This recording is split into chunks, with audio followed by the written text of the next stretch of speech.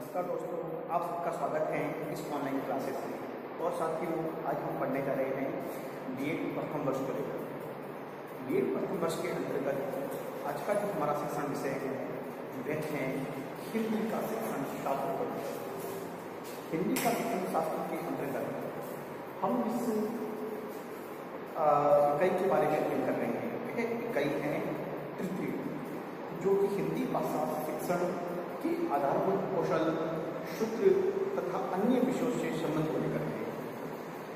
और इसी इकाई के अंतर्गत हम जिस प्रकरण के बारे में अध्ययन करने जा रहे हैं वह प्रकरण हमारा कविता शिक्षण की चुनौतियाँ एवं उनका समाधान को लेकर।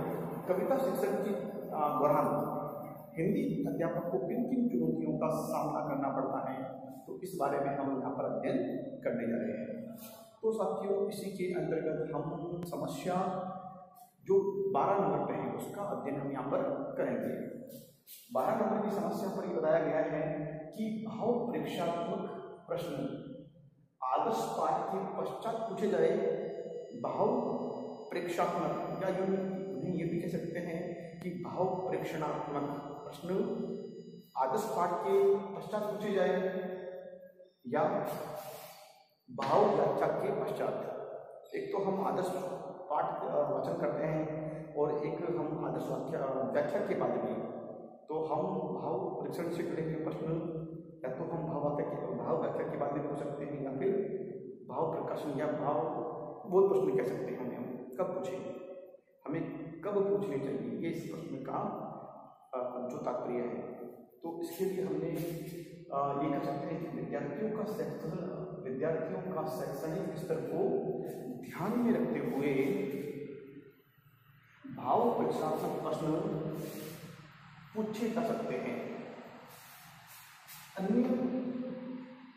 अन्यथा भाव व्याख्या संबंधी प्रश्न पूछे जाए। सबसे पहले तो हमें ये करना चाहिए कि विद्यार्थियों का शैक्षणिक स्तर किस प्रकार का है। क्या विद्यार्थियों का शैक्षणिक स्तर उस कक्षा के अनुरूप है अथवा नहीं है, इस बात का विशेष ध्यान रखें। और साथ में इस बात का भी ध्यान रखें कि जो उन्हें पढ़ाई जाने वाली जो कविता है, क्या वह कविता उन शब्दों के अनुकूल है अथवा नहीं है, उसमें दिए गए निहित सौंदर्य भावानुभूति किस प्रकार की है, उसमें भावों का जो समाहार किया गया है, उस भावों का समाहार में कठिनता, उनका स्तर कैसा है, कठिनता का है या फिर सरलता से जुड़ी हुई कविता है। कोई भी कविता चाहे सरल है चाहे वो कठिन है, यदि एक बार पढ़ने में समझ आ जाती है तो बालक स्वयं पढ़ के सीख सकता है। अध्यापक की आवश्यकता भी उसे नहीं रह जाती है। इसलिए कविता का स्तर, चाहे कविता सरल है या कठिन है, तो बिना अध्यापक के उसे समझ पाना कठिन है। लेकिन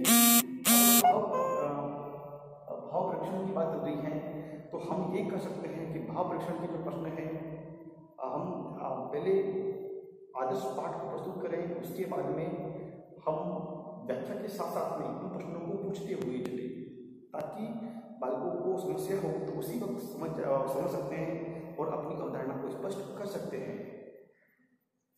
और इसी तरह प्रश्न की सार्थकता एवं उपयुक्तता का भी अवसर प्रश्न पूछे जाएंगे। प्रश्न की सार्थकता एवं उपयुक्त अवसर पर प्रश्न पूछे जाएंगे, इस बात का भी ध्यान रखें।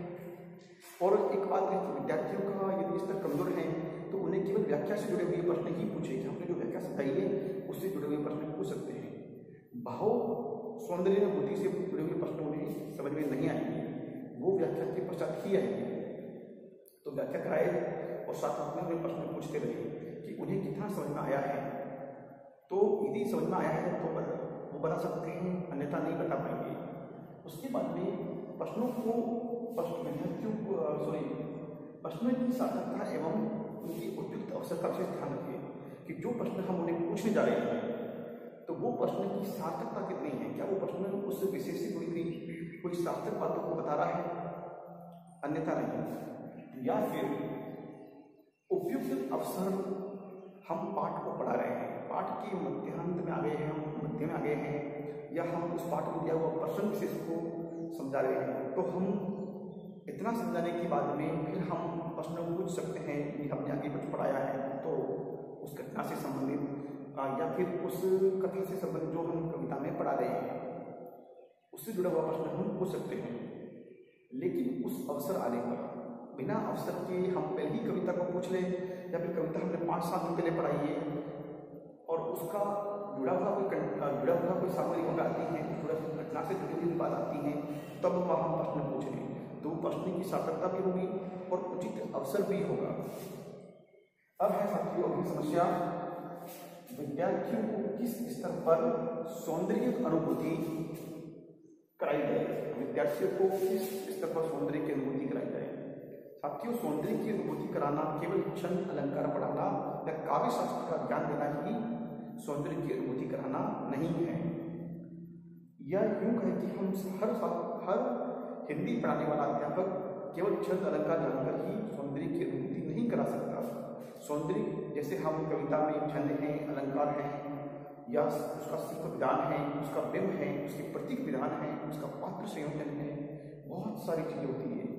तो उन सब तमाम सारे जो तत्व हैं इस कविता के, तो उन कविता के माध्यम से हम बालकों को समझाने का प्रयास कर सकते हैं। लेकिन यह कविता के 2 पक्ष होते हैं, तो भाव पक्ष और दूसरा होता है कला पक्ष। तो व्याकरण से जुड़े हुए जैसे मुहावरे हैं, लोकोक्तियाँ हैं, ये सब व्याकरणिक दृष्टि में आता है।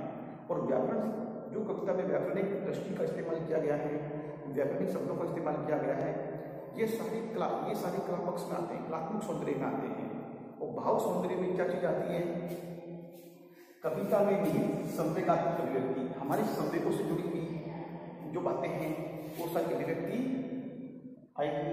फिर विचारों की संप्रेषणशीलता, उस कविता में किस प्रकार के विचारों को संप्रेषित किया गया है, वो भक्ति प्रधान राष्ट्रभक्ति से जुड़ी हुई राष्ट्रभक्ति के विचारों को संप्रेषित किया गया है, किसी भक्ति देवता की भक्ति आंदोलन से जुड़ी हुई कविता है, कृष्ण भक्ति धारा की है, राम भक्ति धारा की है, सूफी भक्ति या सूफी आंदोलन से संबंधित जो चीजें हैं, तो उसके बारे में उस विचार को संप्रेषित करने का प्रयास वहां पर किया गया है। तथा उनमें निहित भाव सौंदर्यानुभूति के अंतर्गत आते हैं। एक तो विचारों की संप्रेषणशीलता है और इसके साथ साथ में विचारों के साथ साथ में हम जो संवेगात्मक अभिव्यक्ति है और उनमें निहित जो शब्दावली है वो किस प्रकार की है, ये सब सौंदर्य की अनुभूति के अंतर्गत आएगा। और सौंदर्य, अब प्रश्न होता है विद्यार्थी को किस स्तर पर सौंदर्य की अनुभूति कराई जाए। तो इसके लिए ये होगा कि सौंदर्य अनुभूति समीक्षा का अंग है। सौंदर्य अनुभूति हमेशा समीक्षा का अंग है।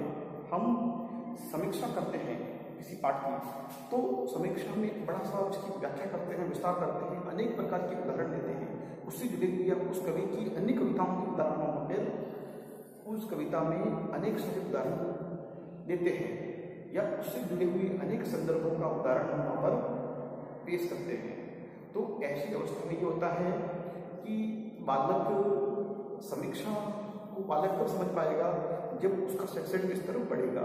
और जब बालक छोटे स्तर के बालक हैं तो उस कविता को, उस समीक्षा को समझ नहीं पाएंगे। इसलिए बात यह है कि सौंदर्य की अनुभूति हम छोटी कक्षाओं में ना कराकर उच्च माध्यमिक या फिर उच्चतर कक्षाओं में इसका उपयोग हम कर सकते हैं।